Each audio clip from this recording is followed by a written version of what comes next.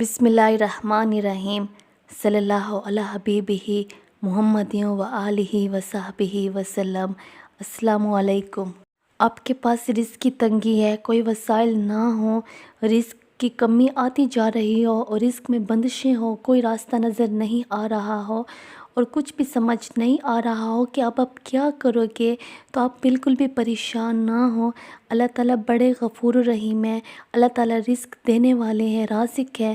اگر کسی انسان کی وجہ سے آپ کے رزق بند ہو چکا ہے تو کوئی بات نہیں، رزق دینے والا تو اللہ تعالیٰ کی ذات ہے۔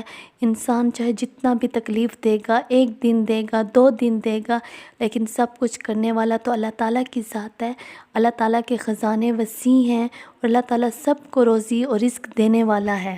آپ نے صبح کی نماز کے بعد استغفار پڑھنا ہے، استغفر اللہ الذی لا الہ الا هو الحی القیوم واتوب الیہ، لیکن بڑی فوکس کے ساتھ جب آپ درود پاک پڑھتے ہو یا استغفار پڑھتے ہو تو آپ نے اپنے ورڈز پہ فوکس دینا ہے۔ واقعی میں آپ اللہ سے سچی معافی مانگ رہے ہو تو آپ نے اس طریقے سے 100 ٹائمز جو بڑا استغفار ہے، استغفار کا کلمہ ہے، اس کو پڑھ لینا ہے اور پھر 100 ٹائمز آپ نے درود ابراہیمی کو پڑھنا ہے۔ بڑے فوکس کے ساتھ، بڑے ورڈز پہ فوکس دے، بڑی محبت کے ساتھ، اپنی کسی پریشانی کو اپنے ذہن میں نہیں رکھنا، بلکہ آپ کا سارا فوکس ان تسبیحات پہ ہو۔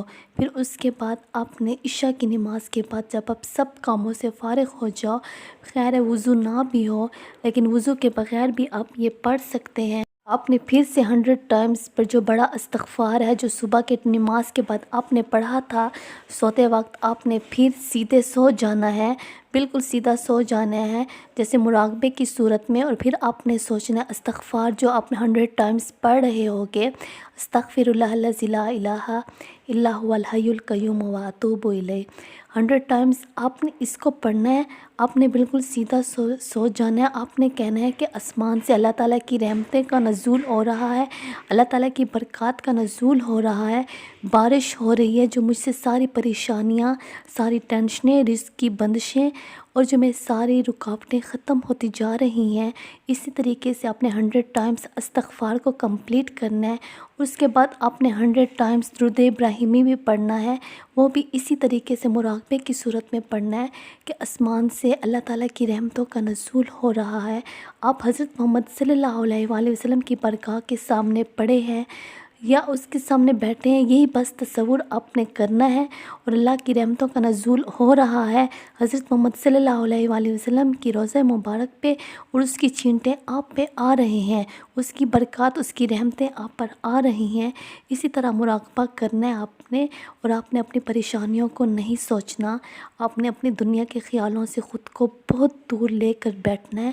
آپ صرف اپنے ان تسبیحات پہ، ان ورڈز پہ فوکس دے کے درود ابراہیمی اور استغفار پڑھنا ہے۔